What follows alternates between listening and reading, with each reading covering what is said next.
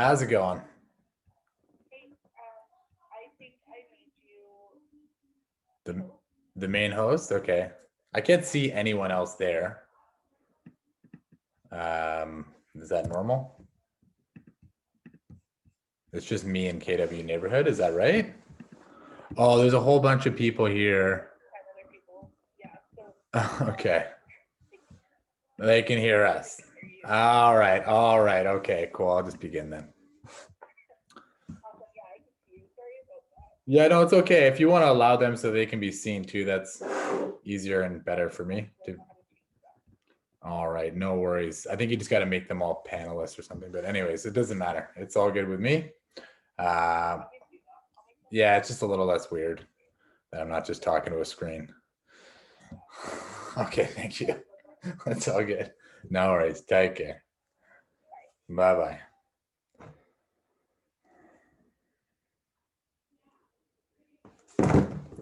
How are you? Welcome. Thank you for joining me.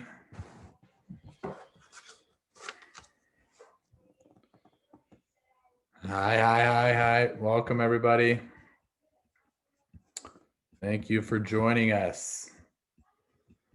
We'll start in about 2 seconds. Some technical issues there getting going.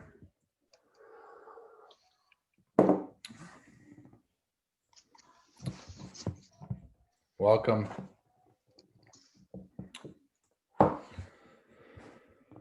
right. I think we're pretty good here. Can everybody hear me? You good? Everybody good to go? Great, guys. Sorry, a little late there. We had some technical issues, obviously, getting going. So it's the class I've taught before. I love this. I'll tell you guys a quick little note about my story. My story is that I run the team called the Prior Group. We run out of the KW downtown office. I've been in real estate for about almost 6 years now. We have 2 other agents on our team right now. Unfortunately, we still do more of our deals. Probably about 70 to 80% of our deals are buyer deals. It just seems to be the demographic that I typically resonates with and comes to me. We're starting to see a lot of those people moving now. So we're getting the buy sell deals as well, which is really great. But I've been working and building this particular presentation, which I'm going to share with you guys. You guys can screen cap anything you guys see. If you guys have questions, I'm a huge fan of interaction. That's why if you guys have questions, I don't know if you can unmute yourself, but if you can unmute yourself, please do ask questions. I like conversation better than I'm not much of I don't like to lecture. That's certainly not what the point of this is. Feel free to screen cap any of the slides. I'm going to show you guys the presentation we actually use. So long story short, when the pandemic hit, we had to build out our buyer presentation and slides, which actually is amazing. When we do our in-person presentations now, we actually use the same slides anyway. It makes things go super fast, super quick, and our clients seem to love it. So the goal of our presentation, obviously, is to close as many deals as we can in as short period of time as we can. Everything we do, our goal is 3 to 4 weeks max with a client. So we will take them out a few times, but we typically don't show more than almost never more than 10 properties ever. Our average is probably about 6, and it's very common we close people on the first day. That's very common because we set the expectation. We spend way more time than most people in doing this particular buyer information session than most people would, because I figure an extra 5 minutes here saves us 1 showing. It's definitely worth it. If you think about the time it takes to go to a showing, to book a showing, to drive to a showing, to find out that it doesn't fit what they're looking for exactly, it's a complete waste of time. Does anybody have any questions so far? No questions. All right. You can all still hear me. You're all still engaged. You're still having fun. Everyone's having fun. All right. To the 2 people I can see, thank you. You're my audience today. There's a couple. We break it down into 6 different sections. Pretty simple. There's a beginning and an end, so that takes care of the front, the back 2. We have a perfect questions area, which is built from Glenn McQueenie. We talk about the risks. In fact, well, I'll just run through the presentation really quickly and you guys will understand better. The very first moment, and this is the most important thing when we get in here, I want to get the general questions out of the way. I do this because there's always one thing a buyer has on their mind that if you do not answer, it will be on their mind the entire presentation. We want to get that covered. I don't want them thinking about whatever's on their mind. Maybe it's commission, maybe it's like whatever it is, just get this covered and sorted so that you don't have to waste time talking about it. Glenn McQueenie, our owner, taught me this a long time ago. At the beginning of any presentation, you tell them what you're going to tell them, and then you tell them it.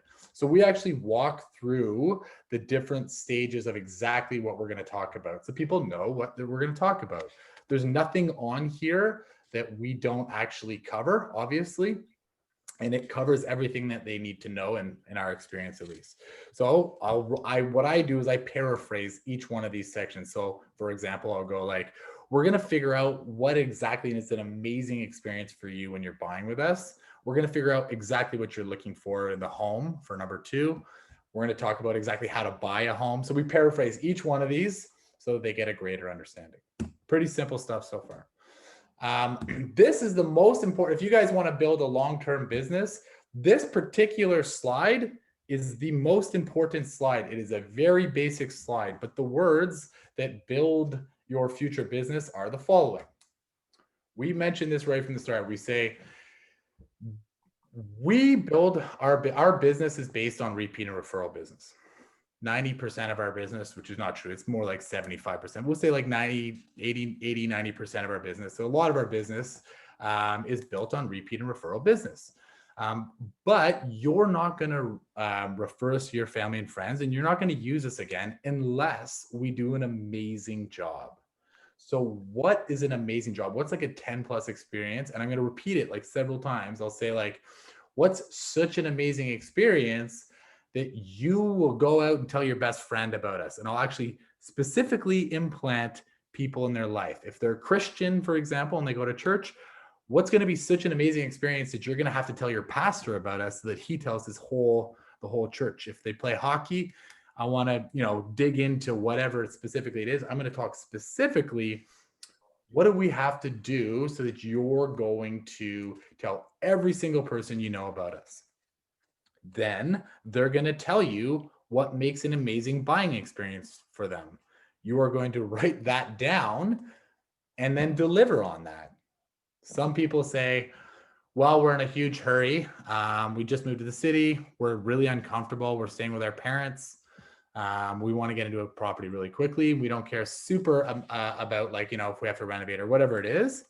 That's great. So then we're going to work on those exact things. If you deliver those things, then you're obviously more likely to get repeat and referral business. Does anybody have any questions about that? No? All right. This is developed. So the whole buyer consultation is basically built off of Lauren Haw. She came and presented for us about 5 years ago before she bought Zoocasa. She decided to do her buyer presentation for us. I built almost my entire presentation is built off of hers. So when she came in, she talked about the 4 perfect questions. This is the meat. This is where we spend a lot of time. We spend probably people would think way too much time on this. The more time you spend finding out exactly what they're looking for, the less time you will spend driving around and seeing properties. One of the best questions is, so people, the big thing when we get to this, we call this the perfect property slide. There's 4 different ones. There's perfect property, perfect location, perfect timeline, and perfect price. We ask them in those specific orders for a variety of reasons, but when we're at this slide, this one is the one that takes the longest. This is the one where I want to ask an incredible amount of follow-up questions. So the rule of thumb on my team is that if you're at the end of this slide and you want to move on to the next slide, it means that you should be able to see a picture just by pictures of a property. You should be able, and the listing, you should be able to know if this is a good match for them or not. forgetting price, because we're going to get into that, forgetting location, because obviously you shouldn't be looking at listings that aren't in their location anyway.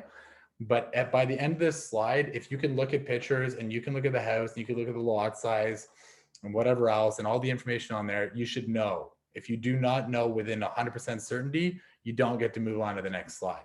That's just the basic rule. So I'm going to ask a lot of questions here that are open-ended. So like, tell me about your perfect property, or what does your perfect property look like? And then just let them talk.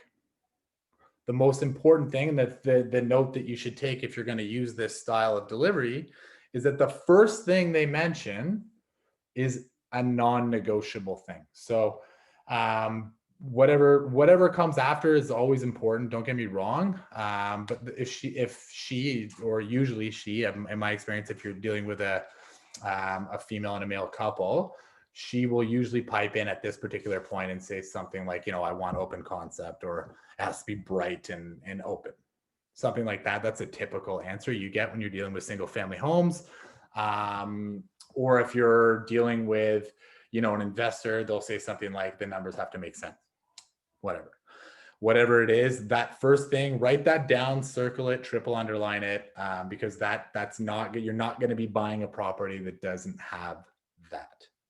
If at any point they start talking about things like, oh, it has to be, you know, near the train tracks or whatever else, that's a location-based question. So you can actually interrupt them at that point, be like, no, don't worry, we're going to get into location. I just actually want to know exactly what the house itself looks like, or the condo itself looks like. So you keep asking general follow-up questions here. If they tell you they want 4 beds, you know, based on their price point, that they're not going to be able to afford it, it's a very good opportunity to ask why they want the 4 beds. Do you have a nanny that's going to be living with you? You want an office? Okay, well, knowing that they can't afford a 4-bedroom home, would an office in the basement work? Would, you know, a larger main floor living space where we could build you a little nook, would that work? Could you have a Murphy bed so that it's a guest room? Like, for example, right now you guys don't know this, but that's a Murphy bed.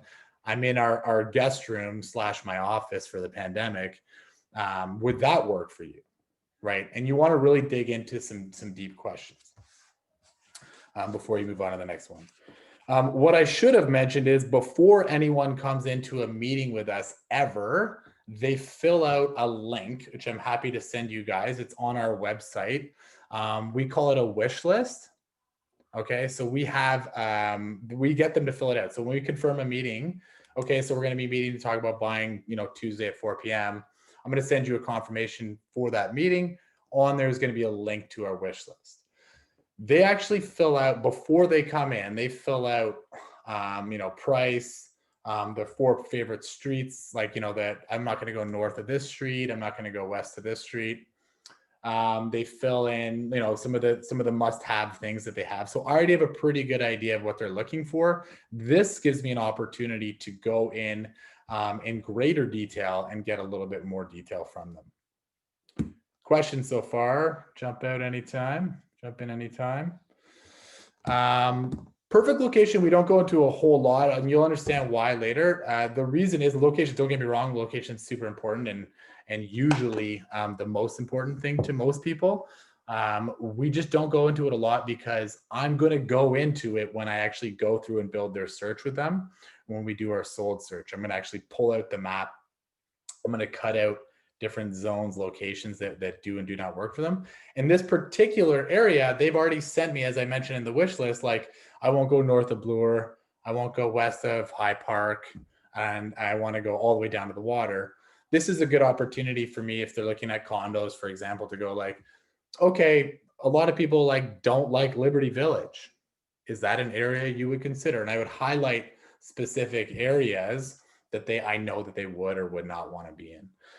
Just to get a better sense of, like, you know, the kind of person they are, what their disc profile is, and yeah, just to get a better idea. But we don't want to spend too much time here, because we're going to do custom when we get into the sold search. Perfect timeline. This is where you make a lot of money. This is a huge thing. If you guys want to create urgency with your buyers, this slide is the time to do it. So you will ask them, what is your perfect timeline? And they will tell you usually, oh, we're in no rush. You've probably heard that before. Or if you had a meeting today, for example, they might say, I don't know, sometime in the winter or spring. Totally fine. And then you have to ask the question in the spring, which is great. You want to get your keys in the spring. Do you want to have your keys to your house in the spring, or do you want to buy the property in the spring? Make it very clear. And usually what will happen in this is how one of the easiest ways to create urgency is they'll say, well, actually, I want the keys to my house in the spring. Okay, great. So the spring is like, I guess, March, April, May. That's what you consider the spring? And they would say, yes, that's the spring. I'd say, great. Well, typical closings for real estate are 30, 60, and 90 days.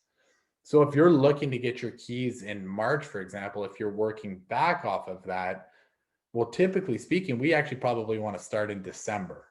You might not get the property in the first week you go out and see them, but you might see something you love. So, but that would work, and there might be some 90-day closings out there. So if we can get you something that closes in 90 days, but you buy in December, does that work for you?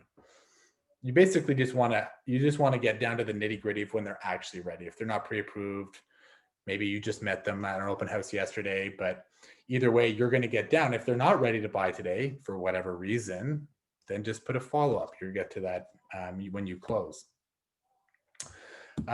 Perfect price is obviously a very important question. It's when I want to clarify to them, this is a great opportunity for me to ask if they've gotten their pre-approval. We don't take out buyers without pre-approvals. It's not a good use of your time. We strongly suggest that you do not do the same thing, because if they're gonna and make it all about them, of course, but like sometimes you'll get the objection where they'll say like, well, we can afford anything, blah blah blah. We don't need it. We're pretty good. We can get it. And then, well, okay, like what happens if we see a house tomorrow and you fall in love with it, and then you miss it? You don't end up getting that house. Fear of loss is it's such a huge motivating factor in so many people's lives that when you use it and say, look, you're going to miss out on something if you don't get your pre-approval. The other way to get people to get pre-approvals today is to mention the very true, very obvious fact that the market rates are so incredibly low, it costs nothing to get the pre-approval, and they last for 4 months. So even if you don't buy in the next 4 months, you could actually probably get it extended for even more. It's very rare that the people aren't going to take that. It's basically free credit card, so to speak. Also, a good opportunity to explain the difference between a deposit and down payment. A lot of people don't know that, but more so, yeah, they need to know that, sure, but more so, I want to make sure that they have 5% ready. I want to make sure that they know from the very beginning. I don't know where you guys all work, but in downtown Toronto, we still have offer nights. I hate losing offer nights. I hate when my clients miss out on great properties. It's obviously not good for business, but it's not good for your clients either. By simply having the deposit check in hand, you obviously have a greater opportunity of closing the deal that night.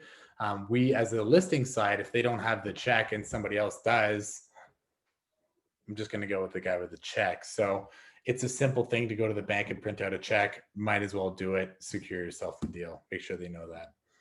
Closing costs, I don't want to go into too deep with anyone, but you do need to know some rough numbers. If you guys want to know the easiest way to do this, super, super simple. I don't know where you work. We don't sell anything less than $400,000 ever. I've never even seen it.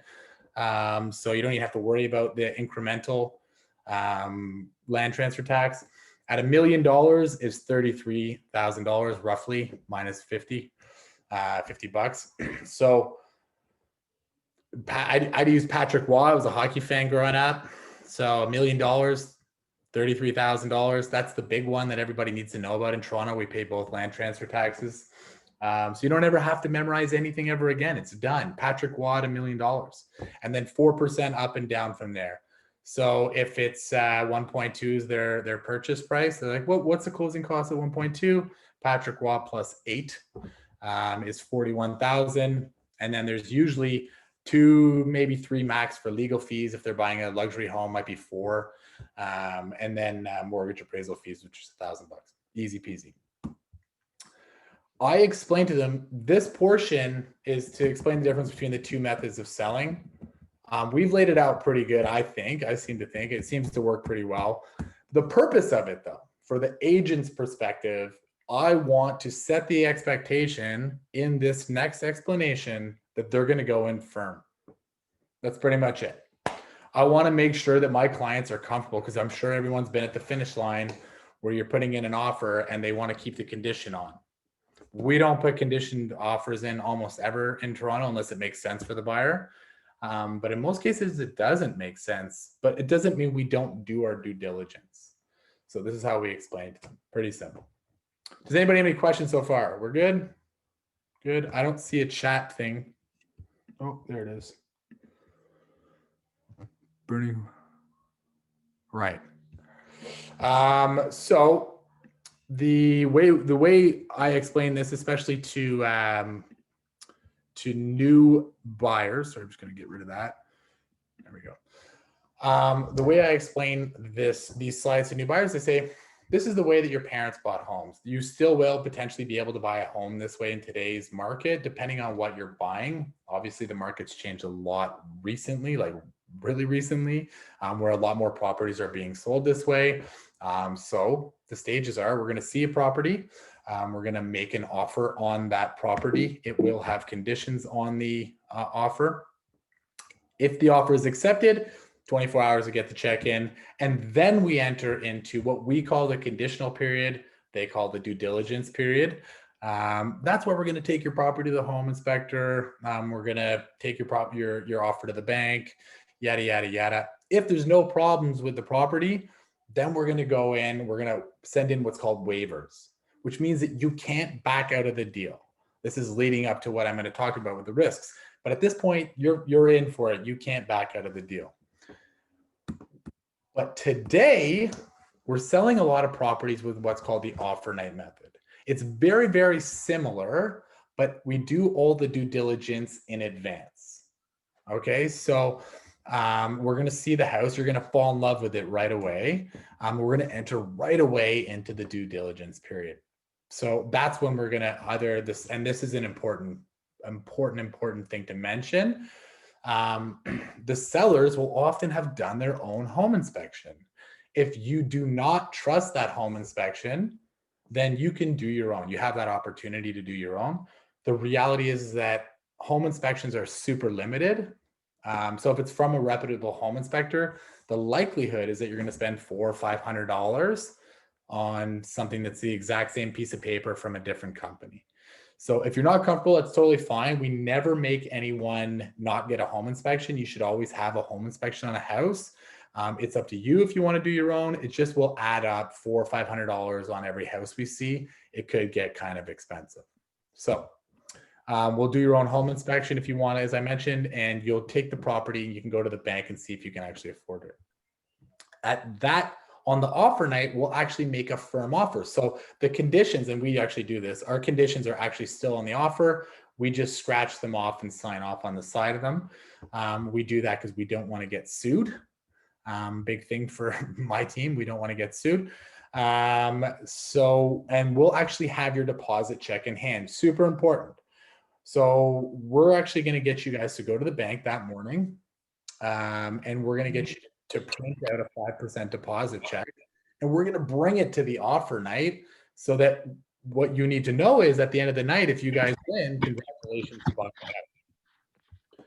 At that point, I say, do you guys understand? At the end of every slide, do you guys understand everything you need to know about this particular slide? Somebody have questions there? I saw somebody pull up their mic there. No? I have a bunch of questions. So in Toronto, is it actually standard that the seller gets their own home inspection? 9 times out of 10. Okay, because that's literally never happened in my market ever. Wow. Do you guys have offer nights there? Yep. And they don't get their own home inspection, eh? That's crazy to me. Yeah. We always, and when we sell properties, we pay for it because I mean, we're making like 30 grand. What's $400? Yeah, okay. Second question. Forgot the second question now. You're in Hamilton and they don't do their own home inspections, eh? Nope. Well, not the ones I work with. I work with investors a lot, so maybe it's different for straight, like all residential people. Like, I haven't even heard of it. okay. And let me ask you a question though. So with that scenario, you're working with investors and they still have offer nights, like you guys are going into multiple offers like regularly? Oh yeah. No inspections. Nope. And are you guys waiving them? Nope. Oh, that's the second question. So why would you get sued if you do not have, like, you have the inspection on the offer and then you cross it out, wiggle it out, sign it? Why, if you don't even put it in at the start, why is that a legal risk? Oh, it's just like if they didn't know that, if they could construe that they didn't know that they had an opportunity to do it. Oh, okay. Gotcha. If you just delete the clause, then they could say that you were misleading them, right? I mean, I don't know if there's like, this is what I was told from our broker record years ago, that you should leave it on there. I don't know if anyone's actually going to ever sue you, but they're also not going to be your friend. They're not going to refer you any business if they're like, wait, I could have got a home inspection. Okay. Right. Usually the people I work with were in the double-digit offers on properties on offer nights. So we are not getting any home inspection, any financing, anything ever. Yeah.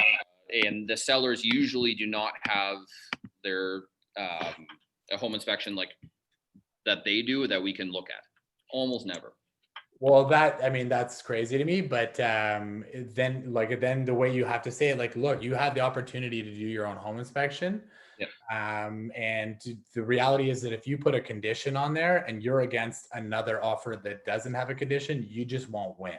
Yeah, you just it's up to you. We're not going to make you not do a home inspection, but just so you know, a condition offer versus a non-one, they're not going to touch it. Okay, yeah, that's fair. You might lose the deal in the short term, but you're not going to win any friends in the long term by, right? Yeah. Okay. Well, that's crazy though, but it's good to know. Good to know. Looks like I'm not buying a Hamilton anytime. Can you hear me? Yeah. So as the sellers, if you're selling a house that's an older house, especially in the Toronto market, I think it's to your advantage not to have the home inspection done, because what if you uncover something that you don't know about and now everybody knows about it, right?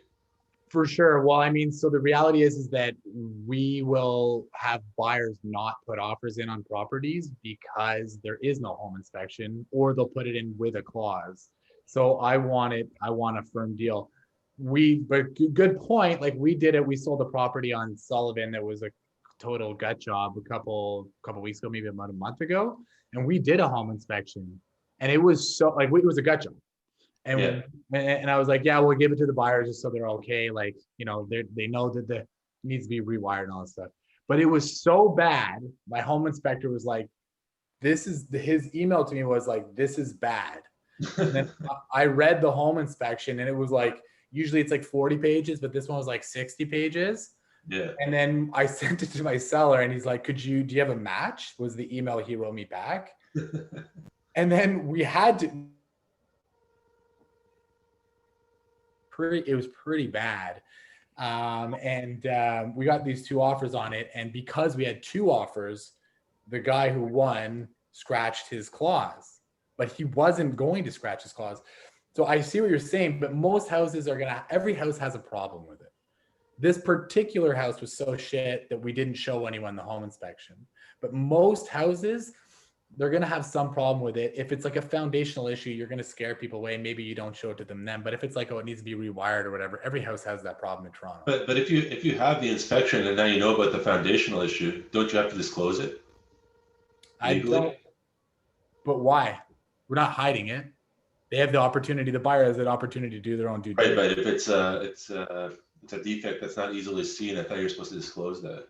Well, it is easily seen. I mean, it was step cracking in the. Okay, like hypothetically, it's something that you can't normally see, right? I'm not a broker record, but I will state that I know this. I do know for sure that if you hide a latent defect, then yeah, you're in trouble. But we weren't hiding anything. We did our own independent research as we should have done. We found that there were problems. We didn't hide anything. We just didn't do anything about it. Yeah. We were going to spend $100 grand to fix the foundation. That Yeah, was for sure. that was for sure. Also, it was a gut job, so like it would be pretty hard to argue in court that like they shouldn't have got a home inspection. The guy who bought it, he's a guy who does this all the time. Like he should have done a home inspection if he really wanted one. But I do understand your point. I will defer that question to a broker record.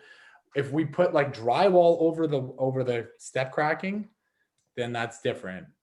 That's like a hiding. I know that I know for sure is very illegal, and don't do that. Yeah. Yeah. All right, cool. Cool. But again, defer to your broker record. Don't sue me. So we've actually considered putting this a little earlier because I want people to understand. But in Toronto, sorry, I guess we're dealing with a couple different markets. But in Toronto, typically speaking, properties will be released on these 3 days: Tuesday, Wednesday, Thursday, and they typically sell on Monday, Tuesday, Wednesdays, which means that this is the period we're going to see the property. We're going to see the house. This leads up to my bully strategy. So the thing I want you guys to know is that if you guys see a house and it may look too good to be true, it could be too good to be true. Like if your budget's 1.5, you see this house that has like everything in a bag of chips at 1.45. Well, it might be an offer night price. Send it to us anyway. I always want this. I don't want to see a house. I don't want to drive out to friggin' anywhere to see a house that I know is going to sell at 1.7 when we're budgeted up to 1.5. So it takes me 10 minutes, literally. So they'll send me a house and I'll say, oh, that's an offer night price. Of course, it looks really juicy at 1.1. It's actually going to sell around 1.4. I'm never going to give them an exact number, but I'll give them a brief range. And if they're cleared up to 1.5, then we're going to go out and see it. But I also want to set expectations. I don't want them driving to see a house they think they're getting for 1.1. And then and it's really worth 1.4. And then they get there and they're like, oh, it's got an offer night shit. Well, we'll go to 1.3. It's like, well, no, you won't, because you're going to get smoked out of the water. I want them to know before they go see the house, a rough ballpark where it's actually going to end up. Sometimes it'll be priced this way, and I'll explain that to them. Leads me to my most important slide. I don't know if you guys do this in Hamilton, but we do a ton of deals with bully offers. We just did one on Sunday, actually. This is my favorite thing in the whole bloody world. I love it to death. So bully offers are any offer, and I'd probably refer back to this slide at this time. Any offer that comes in before the actual auction, we call it auction night or offer night, is called a bully offer. Typically speaking, we can get a deal on the market. If the property is listed at 1.1 and it's worth 1.4, maybe we put an offer in at like 135, 1.375. And the reason we do that is because, like, for sure, COVID's like the perfect reason to do a bully offer. People don't want you in their house. They don't want anyone in their house. So if they can end the process right now, have strangers stop coming into their house and still get what they may consider as a decent price, then why not? We're going to get a steal on the market. They're going to get to end the process early. That's great. Also, they might not know what their house is worth. Every single time we've got a bully offer through, they thought they were getting a deal. And then every single time the next door neighbor would list or somebody down the street would list, and I'd be like, I bet you this sells for $100,000 more. And it does, because we were in a climbing market until recently, right? So it is a really good opportunity for us to get deals in the market. And it makes our clients feel amazing when they do that. They don't have to compete. I hate competing on offer night. If there's 10 offers, you're talking about double-digit offers on investment properties. If, like, logically speaking, if there's 20 offers on a property, you have a 1 in 20 chance. I mean, you're going to be better than that, but you know what I mean? There's still 19 other people there. I don't want to play that game. The other thing I want, and this is a great opportunity to set fear of loss, set expectations, is the other thing you need to know about bully offers is that we're not the only ones that can do that. So if a property comes out and we don't have, and if you're too busy to see it, wink, wink. If you're too busy to go out and see it when we want to go see it, that's okay.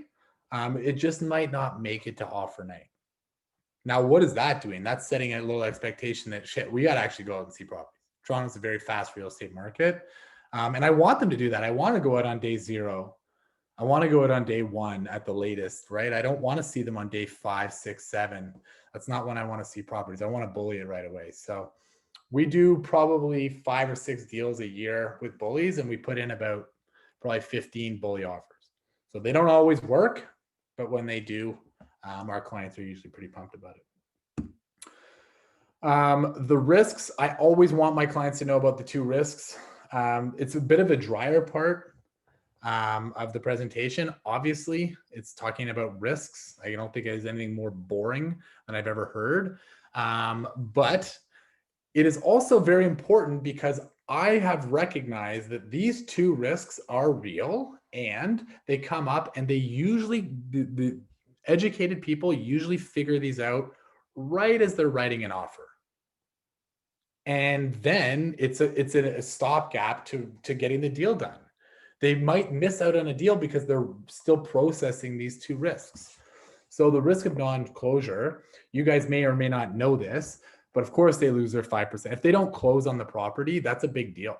It was happening a lot in 2017. If you guys were agents at that time, you guys may or may not remember, but the market took an immediate dip when Premier Wynne said she was going to put a foreign buyer's tax on, and then did. Took a huge dip. Some places it took 15, 20% dip over a 3-month period. So if you don't close on the property, you do lose your 5% deposit. You are also liable, because the person still has to sell the house, you're also liable for the difference in the selling price.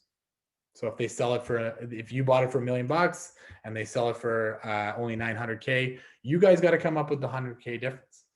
That usually shocks people. Of course, it would shock people. You also want them to close on the property, so don't be shy in telling them that. They're also going to sue you for damages, blah, blah, blah. They're going to moving fees, all that stuff. They're going to throw the whole book at you. The way and then with each risk, we're going to tell them how we're going to take care of you. So the way we take care of this risk is at first we make sure you're pre-approved and you can actually afford the house. Logical, easy peasy. We also make sure that you want the house. So we're not going to let you guys buy a house that you don't want to buy. Obviously, that's never going to happen anyway, or it shouldn't happen. And then make sure they don't do anything stupid, like buying a boat, whatever. You hear these crazy stories. It's very rare, but some people change jobs, think it's not a big deal. Don't let them do that. That's dumb. The other risk is the bank appraisal risk. Zipping through this one, but it's super important. They need to know that they're not buying the house, that the bank's buying the house. So if the bank buys the house, they want to know, this is the easiest way to explain it, that if you become delinquent on your payments, that they can take your asset from you and resell it on the market and get their money back. Banks don't take risks. Pretty simple. They're going to send in their own appraiser. No, you don't have time to leave a condition on there. Unfortunately, they usually do their appraisal like weeks before closing. If it comes in low, if you buy $1 million house and they think it's only worth 900K, you got to have 100K in cash. This is a good opportunity to ask your clients if they have extra cash lying around. If they don't, then you probably don't want to be buying $1 million house with $1 million budget. You probably want to stick 950 or below. Again, if they do not pay that difference, they will not close. They will get sued. You will not get a good Google review. You will not get referrals. They will have a nightmare of a life. It will significantly change their life for the rest of their life, and probably not a good thing. Way we mitigate that risk is we do a proper CMA, and then we tell them, specifically very involved people want to know this. You can be as involved in the appraisal process as you'd like. We are totally cool with that. We're totally happy with that. Some people want to just know the number and they'll ask us what we think it's worth. Other people want to be involved. No problem at all. If we have the time, we'll send it to your bank beforehand. And if for whatever reason it does underappraise, we can always send it to a different lender, a different mortgage broker. They'll have a different appraiser. our mortgage broker, as an example, has her own appraiser, so it's very unlikely you would underappraise.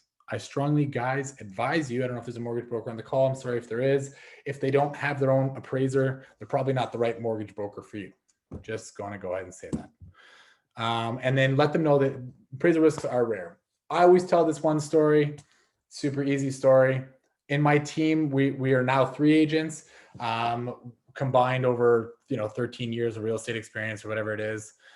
We've only had one under appraisal. It was a $1.125 million deal for $5,000.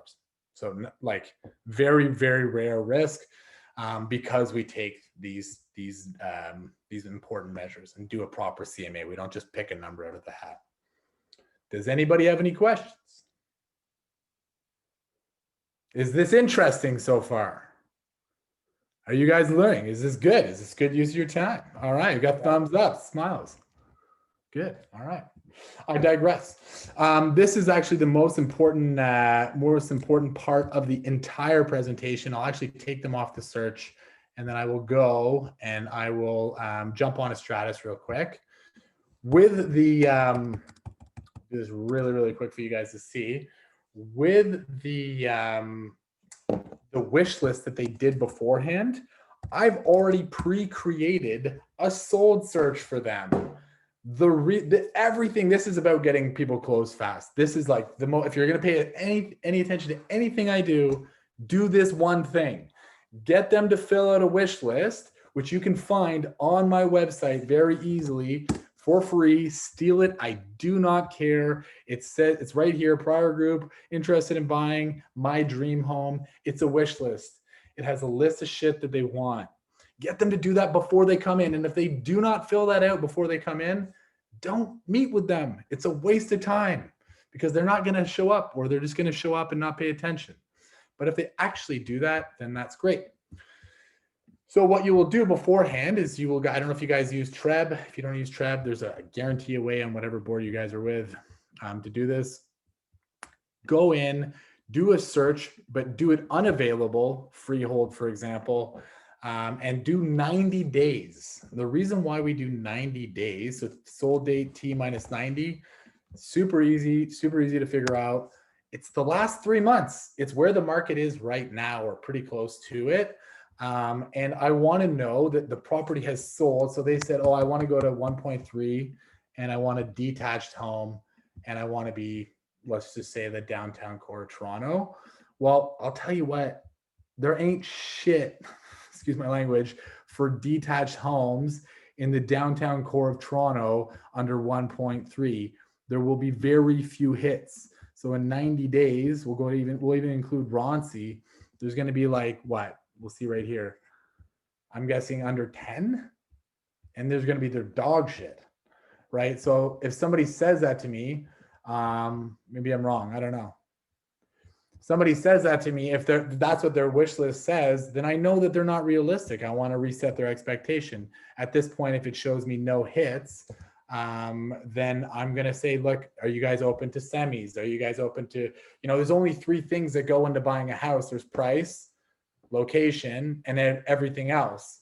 You can only control 2 of those 3 things. So if you guys are stuck at 1.3, would you be open to something else, or do you want to live somewhere else? Because you have 5 results, right? So if you would be open to like something else, like would you be open to semis? Because we can do that, and they say, no, we had a bad experience when we lived in Calgary, because that's probably where they came from if they think they can get a downtown detached home. We had a bad experience with a terrible neighbor in a semi. Okay, cool. Well, you work downtown. Would you be open to maybe also looking at Mimico? You could get 1.3 buys you detached there. And then I would actually in front of them, I would create a little bit more of an area, right? And I would say would you be open to this area? Would you be open to this area? And I'm not going to leave here. And I'm looking for 45 hits.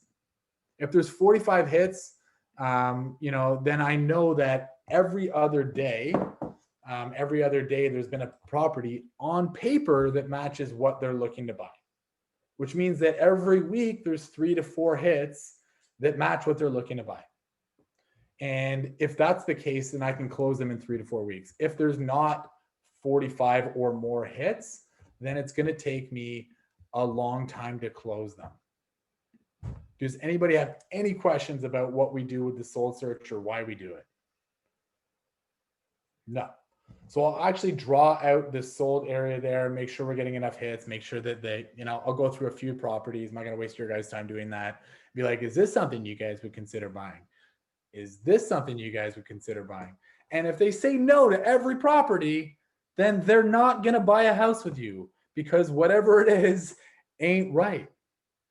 So you got to figure out what is, okay, well, it sounds like these houses aren't good enough for you. So are you going to increase your budget, change your location, or lower your expectations? Which one is it? And don't let them off. Don't not finish that conversation because there is no other option. Either you got to look somewhere else, you got to live in a shitty house, or give me more money. There any questions so far? No. Awesome. Then I'm going to move into, this is the segues. This is section 5, but this is the segue into the closing remarks where we're going to do the BRA conversation. Before I do the BRA conversation, I want to make sure that they love us. So I will tell them why it makes sense for them to work with us. So one of our value add, this is all it is a value prop. One of the bonuses of working with us, it's all true stuff, of course. Once we know what you guys are looking for, we will go out and find you that. We're not going to just rely on MLS. It's crazy to think that people would do that. No offense if you do that, but you should do more for your clients. So for example, we just met with a client today and she told us 2 weeks ago what she was looking for. And we've already sent letters in the mail because she's looking for something very specific. We already got our admin team to look up what she was looking for, which happens to be very rare. And we sent them all letters. It cost us $50. It cost our admin team or yourself, if you're an individual agent, it will cost you very little time. And we already had one phone call. It didn't turn out to be whatever, but we will always get action that way. We also knock on doors, we cold call. There's certain agents who typically list in areas. So if we have a client who's looking in Roncesvalles, there's like 5 agents who sell all the homes. So if I have a client who's looking for a specific thing in Roncesvalles, I will just call them all and I'll say, what do you have coming up? You look like a pro when you get your clients into a house before it goes on market. We have all sorts of different things, Broker Bay. And I want them to know that I'm not just relying on MLS. It's not just about getting them more opportunities. It's about them knowing that they're getting more opportunities. That way they know that you're going the extra mile for them. They feel like they're really well taken care of and they're going to be you're not going to take advantage of you. The next thing we tell them is about all the other things we do to help out. We have a lot of little bonuses that we have on our team. So we tell them about we have constant communication. We get you in touch with people you need to know. We have a list of trades that you guys can pull from. We give our clients frog boxes. They love that shit. We tell them about it. We're saying, we're going to give you moving boxes. I've never once had a client not talk about the frog boxes.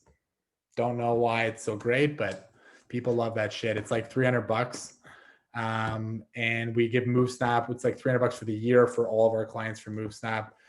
And then we give them pizza on moving day. This one's key. Showing up with a bottle of wine and a pizza is the best way to get a referral business. We had a client who was a high value client. It's also a friend. And he referred us to somebody who bought a property during the closing period. So we thought, hey, we're going to do an extra little bit for him. So the sellers of the house he bought took their barbecue with them. So what we did, we bought a barbecue. It's about $1,500, which is more than we spend, trust me, on any client. But I mean, the value and then the value of the referral. And what we did was we got him a barbecue. He didn't know about it. We put a little bow on it and all that shit.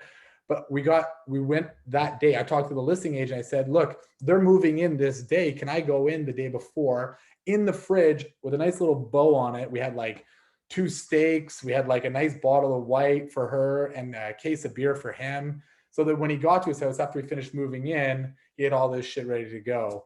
And since he's referred us more people, so it's just a really good experience. but that's part of the bonus system we're working on. Moving into the final section, which is agency relationship. This one's, if you're a new agent, this is a huge stickler for people. People always freak out about this. We don't sign our people.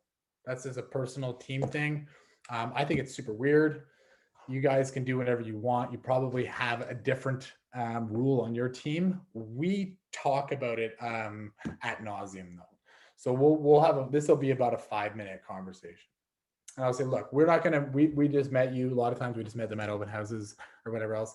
We're not gonna get, a lot of agents would push to get like a signature on a piece of paper that says, you're gonna be working exclusively with us. Well, we don't do that. We think it's a little weird. We just met you at the open house the other day. We certainly cannot do all of the things we just mentioned unless we're working exclusively though. So we understand that, you know, at some point we will have to actually sign that when we put an offer in. But in the meantime, we just want to earn your trust, but we actually ask that you work exclusively with us as well. That way it's out on the open. They know that we're going to work for them. I've never been burned. I've been emailed before, of course, and fired that way. And that sucks, obviously. It's going to happen. Shit does happen. You can't win everyone over, but I would prefer the email. When I first started, before I had these conversations, you would get a different email. The email would be like after them going dark for 2 months, and then they would email you and say like, moving on. You ever get that email? And they're like, we just bought a house. Stop calling me every day. And I'd be like, okay, cool. Well, that sucked. If only they had told me, I wouldn't have like done all that research for them. So we just tell them, like, we make a joke of it. Like, if you don't like the color of my tie, fire me. We don't have a problem. You can fire us anytime. But I don't think you will because of the amount of services. That's pretty much it. That's our buyer consultation. Simple, it's long, but it's simple. We just get to the point, get everything covered. Does anybody have any questions about anything we talked about? So my question is, you're on the last slide. Yeah. Do you book a second appointment right away? We book the showings right away. Yeah. Showings, yeah. Yeah. So we'll be actually on there, and what we'll do is we'll say that was the schedule your showing slide. Yeah. So we'll say like, okay, like when are you guys ready to go and see it? At that point, if they say, oh, we're not pre-approved and whatever else, then we'll say, when do you want to hear from us next? Like, when are we going to follow up with you? Okay. But I'm not going to leave there. I'm not going to leave there without having the next. I don't leave anyone ever without having the next steps ever. Mhm. That's it. You always have to have a follow-up for anyone at any point, whether it's a listing, whether it's a buyer, whatever it is. Yeah. Anyone else? Comments, concerns? No? Was this of value? Was this good? Was this worth your time? Really good, thank you. Absolutely, yeah, that was awesome. Awesome. Awesome. Sorry, Michael, can I ask you a quick question if you don't mind? And I'm sorry if you went over it and I missed it. I did ask a question in the chat. When you lead with that general sort of any big questions, anything burning, you know, on the buyer side. Yeah. And if it's something you know you're going to tackle later on and you want to be able to build your story as per your presentation, do you tell them, okay, I hear you, we're going to tackle that? Or how do you manage that in the moment? Well, that's a great question. So it would depend on what it is. If it's something that I know that there's not going to be able, like the purpose of that first slide is to get them to be able to focus on what we're talking about.